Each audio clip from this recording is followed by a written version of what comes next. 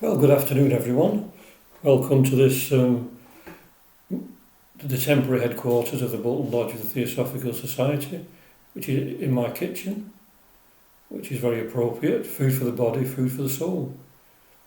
So, this afternoon I'm going to give a talk called The Alchemy of the Heart.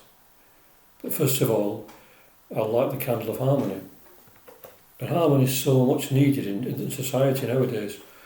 Particularly with the way the world is at the moment, we need to promote peace, love and harmony as much as we can. Think about it, meditate on it, spread it as much as we can. It's very, very essential because much of the opposite is being broadcast out into the world at the moment. And so we need to, people who are aware of the importance of peace, love and harmony should be really concentrating upon spreading that peace, love and harmony, peace on earth and goodwill to all beings. So anyway, first of all I'll light the candle of harmony and then we'll have a little meditation.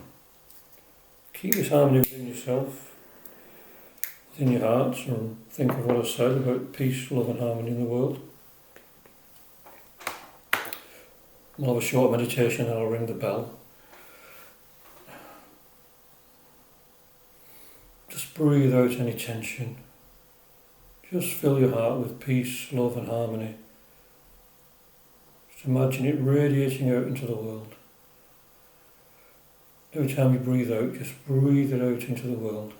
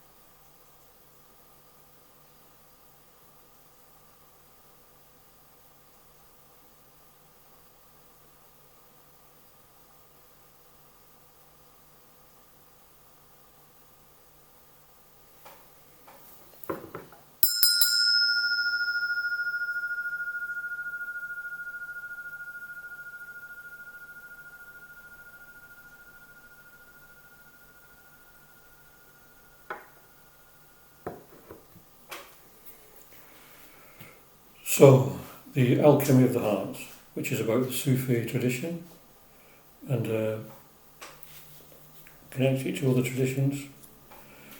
So Sufism is the inner mystical tradition connected to Islam and is said to predate the religion itself, having incorporated elements of Neoplatonism and other systems of thought.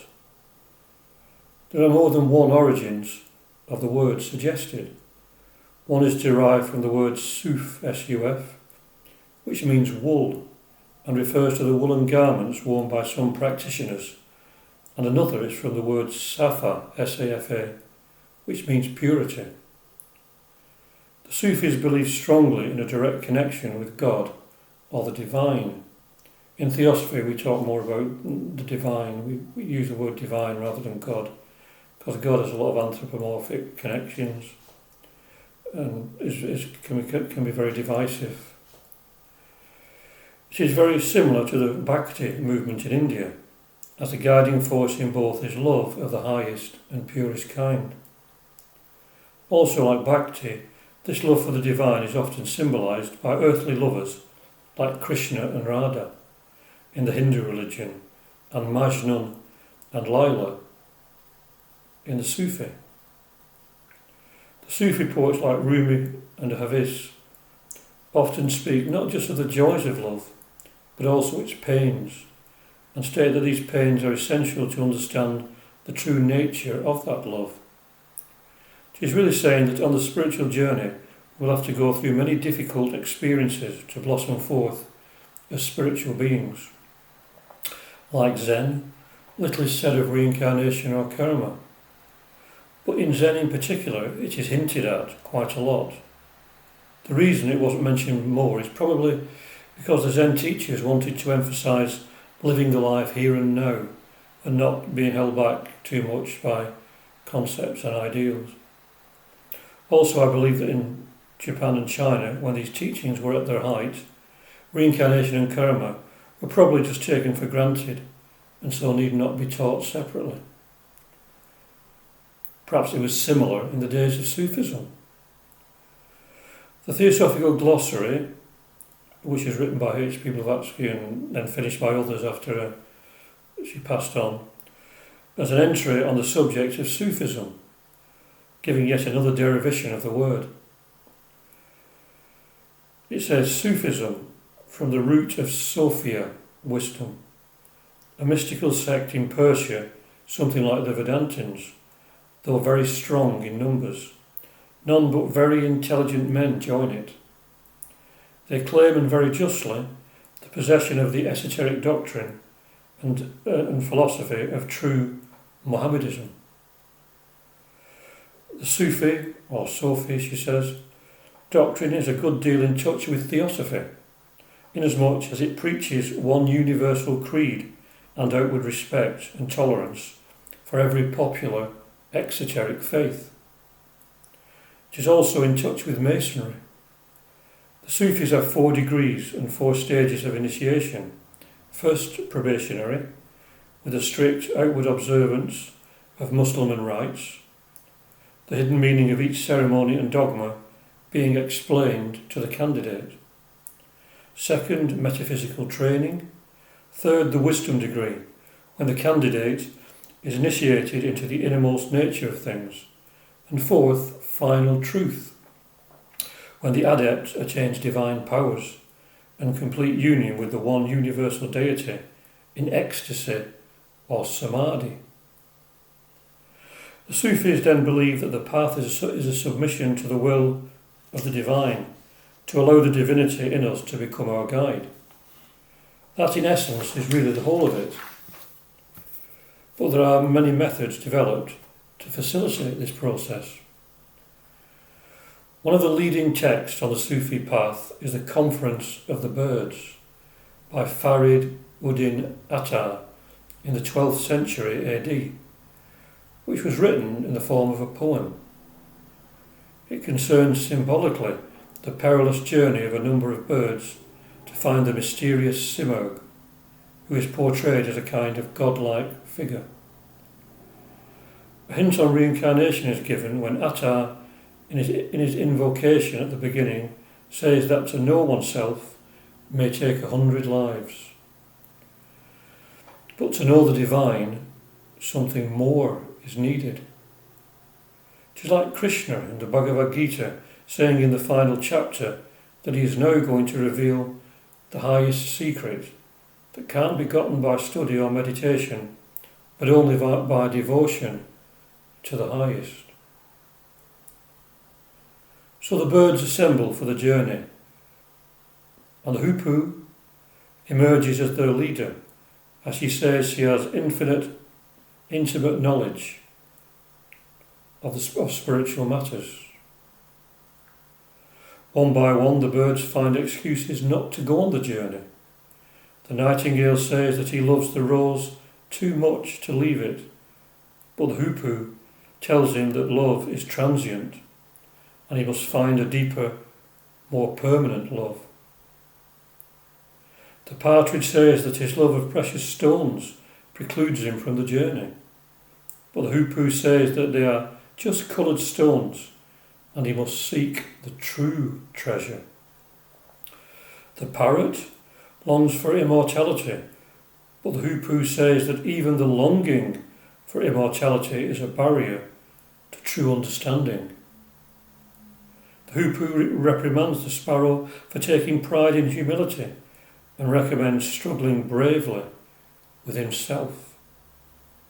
She states that the different birds are just shadows of the Simurgh. If they succeed, they will not be God, but they will be immersed in God or the divine. If they look in their hearts, they will see the divine image. All appearances are just shadows of the Simurgh. Those loving truly do not think about their own lives and sacrifice their desires.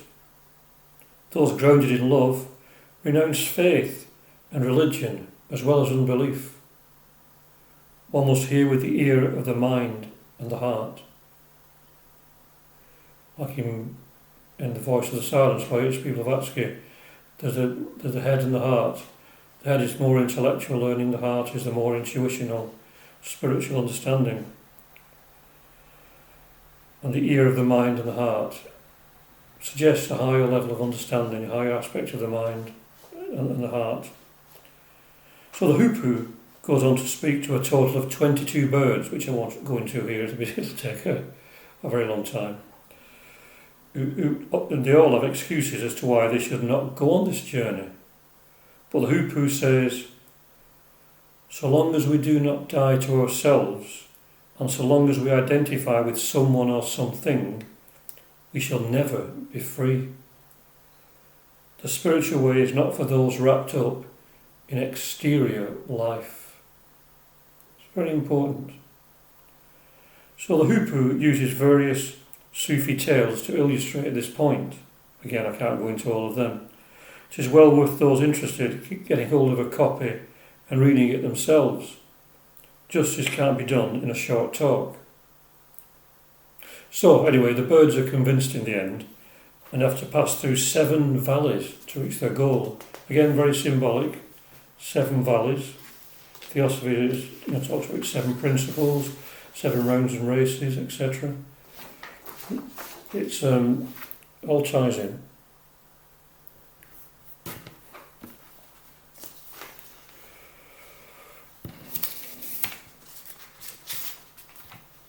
So the first of these is the Valley of the Quest, where the birds have to endure many hardships.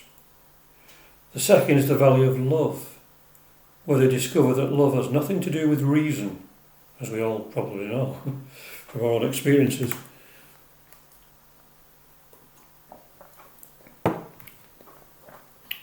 The third is the Valley of Understanding, which teaches them that material knowledge is fleeting, but true understanding is eternal.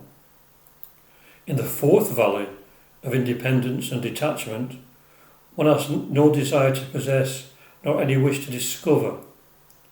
To cross this difficult valley, one must be roused from apathy, to renounce inner and outer attachments, so that one can become self-sufficient.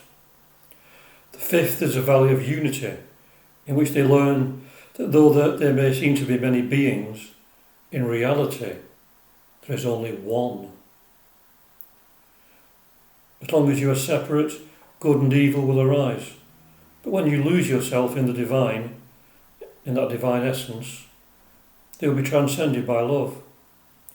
When unity is achieved, one forgets all and forgets oneself in the sixth valley. The sixth valley is the one of astonishment and bewilderment. The Hoopoe declares that the last valley of deprivation and death is almost impossible to describe. In the immensity of the divine ocean, the pattern of the present world and the future world dissolves. As you realise that the individual self does not really exist, the drop becomes part of the great ocean forever, in peace. In other words, one reaches nirvana or moksha. In Theosophy, we learn that there is a choice to go into nirvana, to renounce it to help humanity. Whether there is a similar choice in esoteric Sufism, I don't know, but maybe there is an equivalent. So thousands of birds set out on the journey, but only 30 reach the end. These birds discover that they are the Simurgh and merge with the divine. They discover that Simurgh means 30 birds, and it was all meant to be from the very beginning. That's very interesting to meditate upon.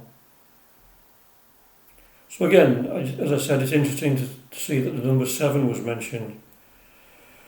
As in Islam, there are said to be 7 heavens too. And of course the number 6 Seven comes up in many traditions. In Theosophy, as I've said, the seven principles, etc. So it is interesting how that number permeates the teachings of most religions and ordinary life too. 7 days of the week, etc. 7 colours of the rainbow, 7 basic musical notes, etc. But that is another story, as they say. So the Conference of the Birds is symbolic of the spiritual path that we all must tread. It also looks into the many excuses we make to prevent us from treading it. We are too much attached to the transitory world to realise that it is all just a passing dream. We set ourselves up in this world as if we are going to be here forever, when in fact we are only here for a short time. But conversely, we are caught in the illusion that life ends when we dispense with the physical body. But there is that part of us that does not change, the real individual. It is the dimension of our being that is always aware of change, but itself does not change. That sees through the body, although it ages, and sees that within we never die or change and never will, in our true selves. So it is essential to realise that we are these spiritual beings and try to take that attitude and stance in our lives, as I always say in my talks, because to me that's the most important thing to say. How we do this very much depends on what kind of person we are. Some need a more clinical and scientific approach to the path. Others follow the tranquil way of the Buddha, etc. But others prefer a more passionate way, and that is provided by Sufism. It is a supremely mystical path, although some schools of Sufism do teach a complex cosmology. There is the famous poem of Rumi, which most of you will have heard, I suppose, but I'll repeat it here for those who haven't. I died from minerality and became vegetable, and from vegetiveness I died and became animal. I died from animality and became man. Then why fear disappearance through death? Next time I shall die, bringing forth wings and feathers like angels, and after that soaring higher than angels.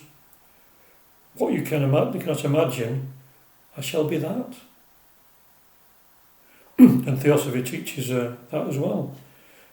Again, I'll say it again. I died from minerality and became vegetable, and from vegetiveness I died and became animal.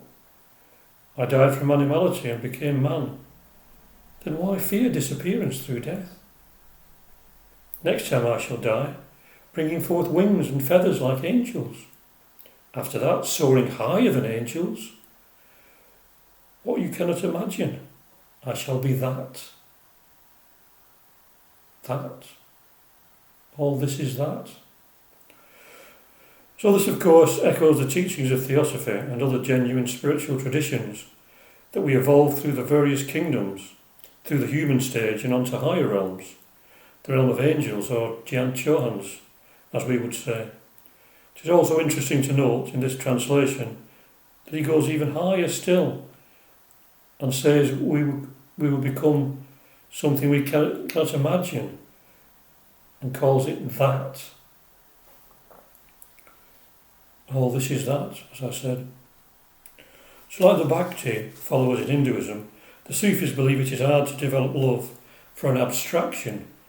Therefore they visualise the divine as a being, but also being aware that this is just a temporary device, and also aware that they will pass through this stage. Also, their concept of God in any sense is much deeper and more metaphysical than the Western one. There is no sense anthropomorphizing God. It is a deeply spiritual concept. Rumi talks of two kinds of intelligence, which are the same as the head and heart knowledge mentioned earlier in The Voice of the Silence. He says, there are two kinds of intelligence. One acquired, as a child in school memorises facts and concepts, from books, from what the teacher says, collecting information from the traditional sciences as well as from the new sciences. Very much what happens nowadays. With such intelligence, you rise in the world. You get ranked ahead or behind others in regard to your competence in retaining information. You stroll with this intelligence in and out of fields of knowledge, getting always more marks on your preserving tablets. And a fantastic statement that is. That's exactly what happens nowadays. You know, we have teachings in schools, even in spiritual traditions, where people just learn the intellectual side of it and fill the lower parts of their mind with knowledge and information, which doesn't help them spiritually at all. But he says, there's another kind of tablet, one already completed and preserved inside of you, a spring overflowing its springbox, a freshness in the centre of the chest. This other intelligence does not turn yellow or stagnate. It's fluid, and it doesn't move from outside to inside through conduits of plumbing learning. That's interesting, plumbing learning. This second knowing is a fountainhead from within you, moving out. This second knowing is a fountainhead from within you, moving out. So this emphasis on love is the main focus of Sufism. There are tales that symbolise this love, as there are in other devotional systems as mentioned earlier. One of the main tales in Sufism is that of Majnun and Layla.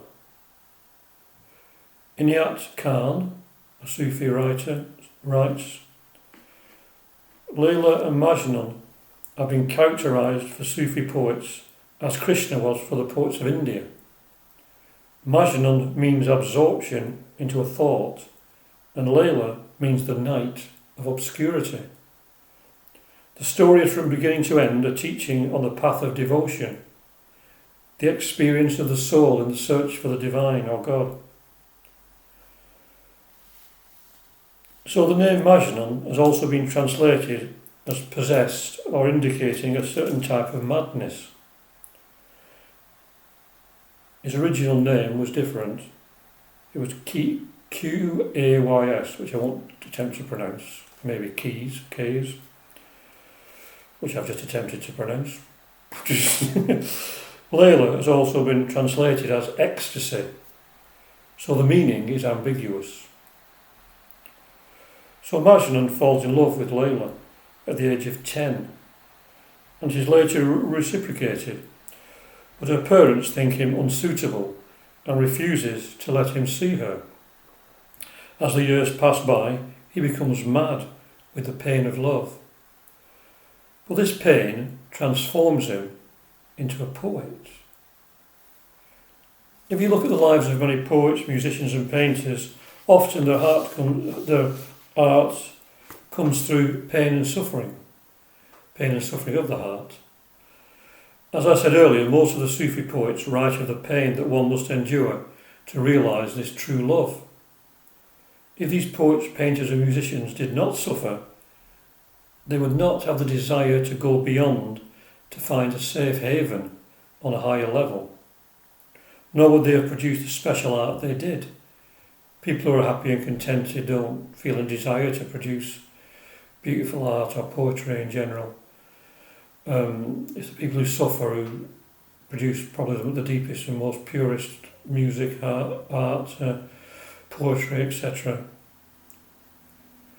Rumi states, a true lover doesn't follow any one religion. Be sure of that. Since in the religion of love there is no irreverence or faith. When in love, body, mind, heart and soul don't even exist. Become this. Fall in love and you will not be separated again. True love. So although they are physically separated, Layla is in Majnun's heart, 24/7 as they say.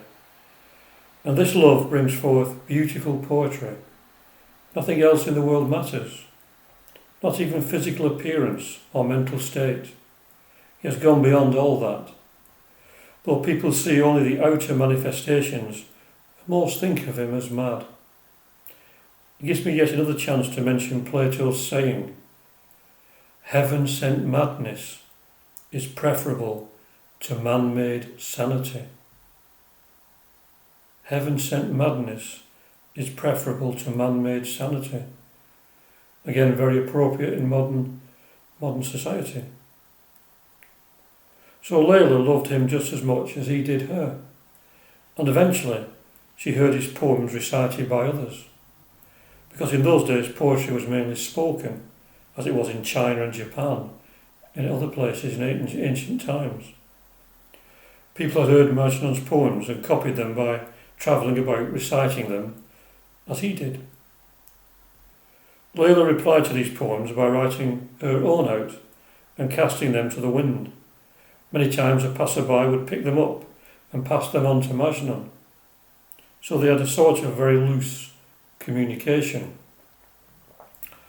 Eventually Layla has given him marriage to another, but refuses to consummate the marriage as her heart is always with Majnun. He learns of the marriage and her faithfulness to him, and that gives him hope. He is now living in the wilderness, and even the wild animals love and protect him. Eventually, an old man, Zaid, arranges a clandestine meeting between the two, but she is not allowed to approach closer than 10 paces. Like social distancing, sort of. Majnun spontaneously recites his most beautiful love poetry to her, reinforcing their love. Even the sight of her, I suppose, would inspire him to his most beautiful words and poetry. So Layla's husband eventually dies, and Layla also shortly after dies of a broken heart because of her love for Majnun. When Majnun hears of her death, he repeatedly visits her grave until he too dies of grief and is buried beside her. So it's all very Romeo and Juliet, and one wondered if Shakespeare took his inspiration from such tales, or maybe even this tale.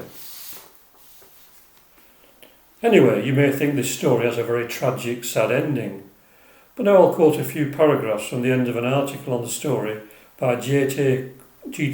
Coker from the June-July 2000 edition of the magazine Sunrise.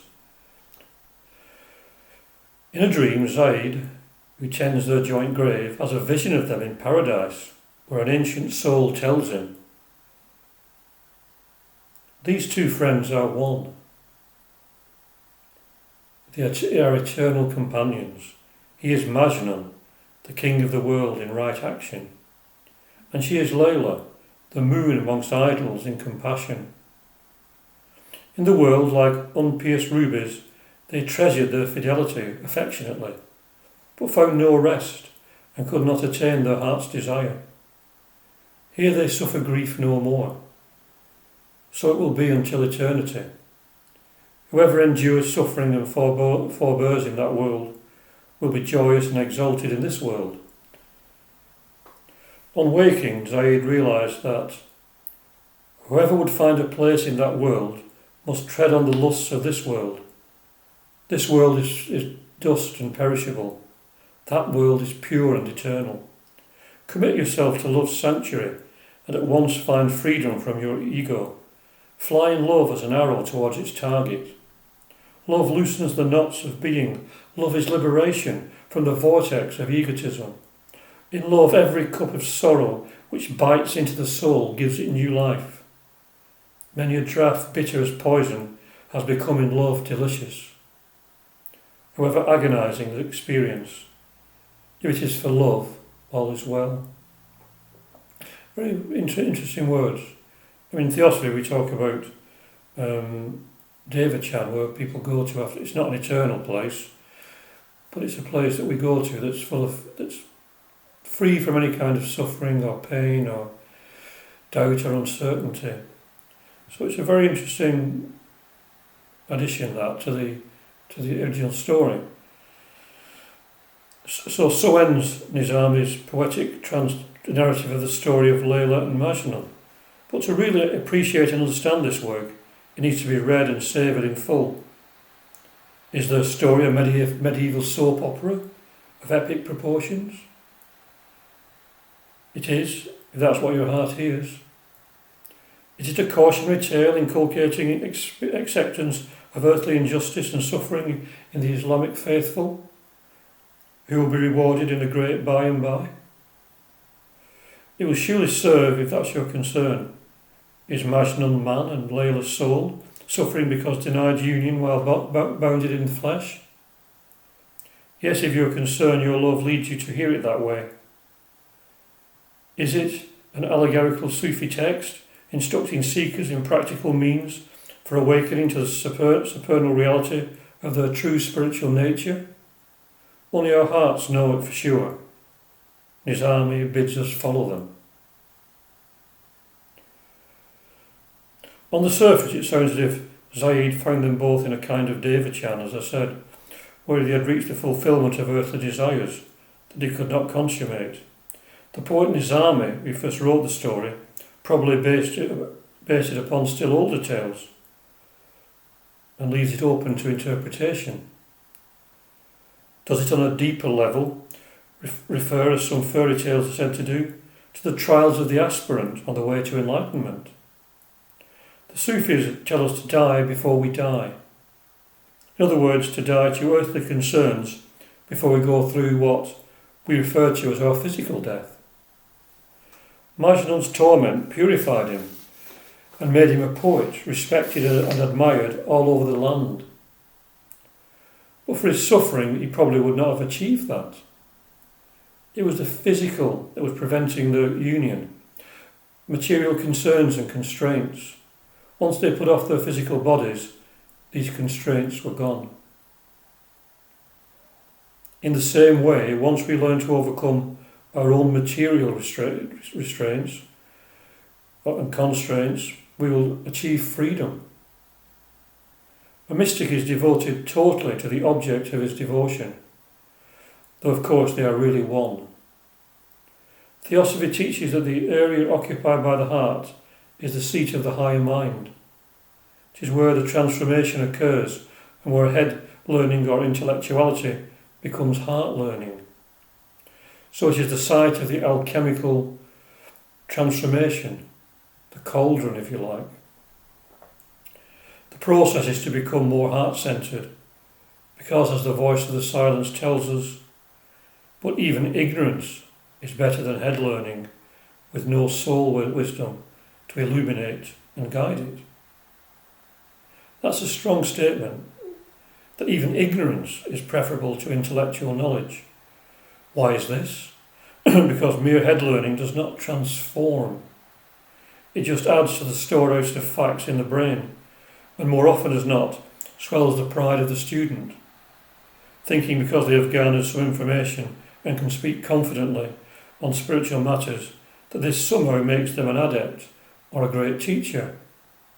Again the voice says, the voice of the silence, false learning is rejected by the wise and scattered to the winds by the good law. Its wheel revolves for all, the humble and the proud. The doctrine of the eye is for the crowd, the doctrine of the heart for the elect. The first repeat in pride, behold, I know. The last, they who in humbleness have garnered, lo, confess, thus have I heard.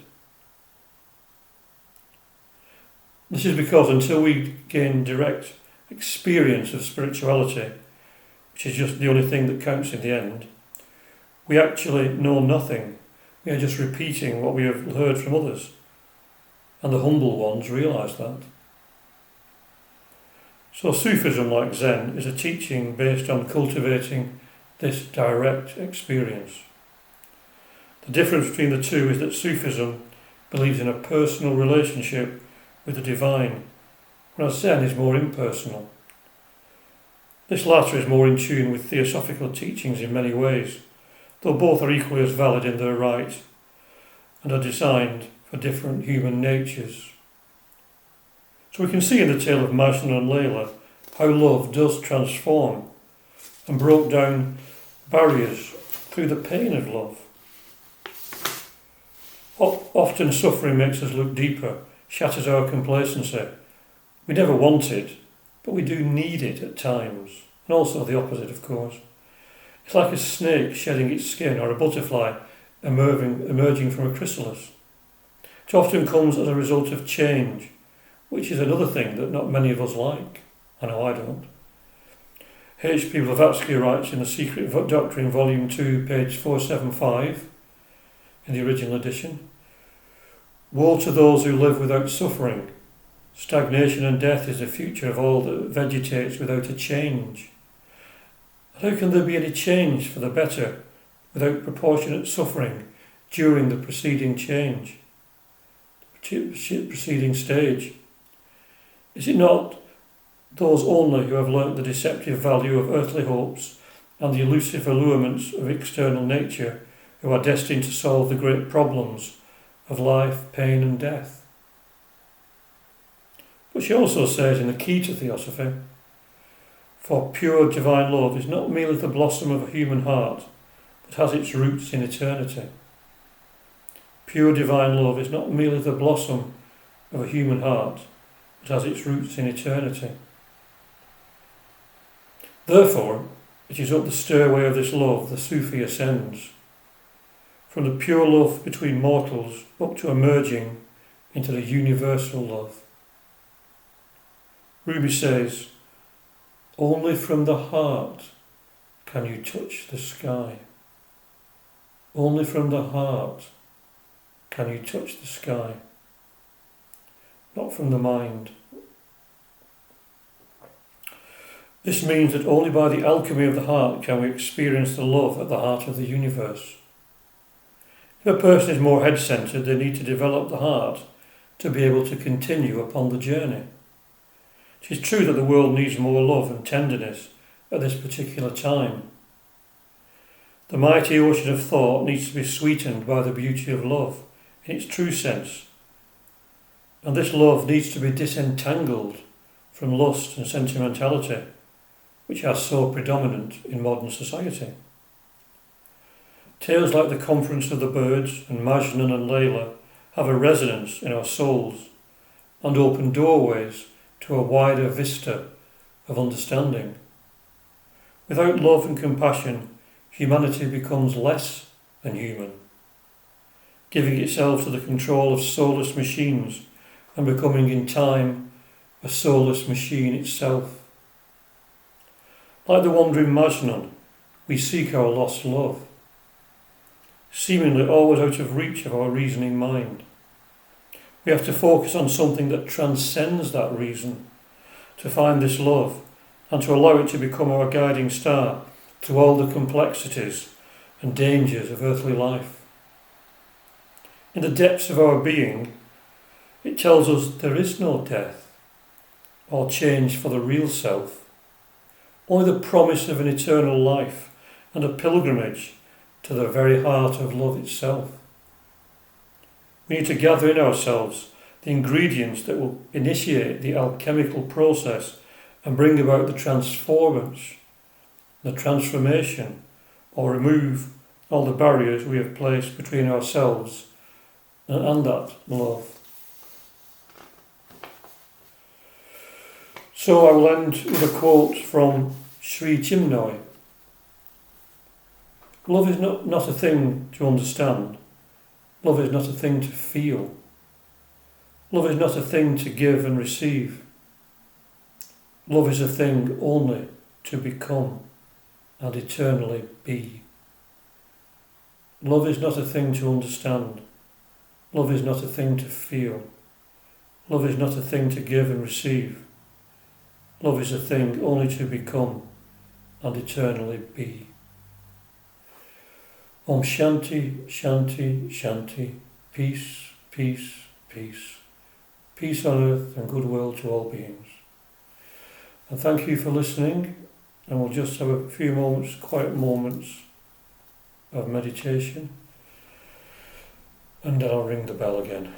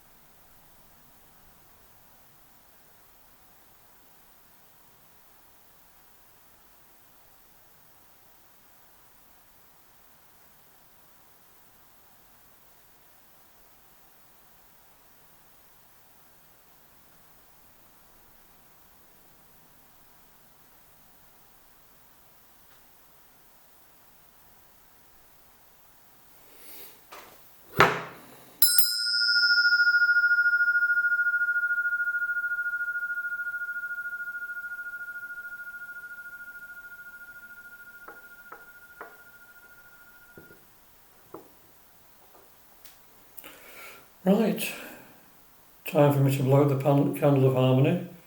Keep it within your hearts, the harmony, not the candle. Well, keep the candle if you want, the light of the candle, symbolising peace, love and harmony, which you want in the world nowadays. Nothing else matters at this moment but peace, love and harmony to all beings. This must overcome, this must become prevalent in the world: compassion, love, understanding, peace.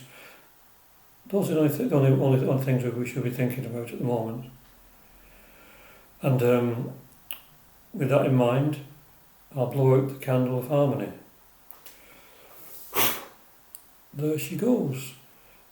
Now it's time for me to get some dinner or lunch in the south. Dinner in the north, lunch in the south. So I'm moving about quite a lot. So anyway, thank you for listening, and hope to see you next time. Thank you.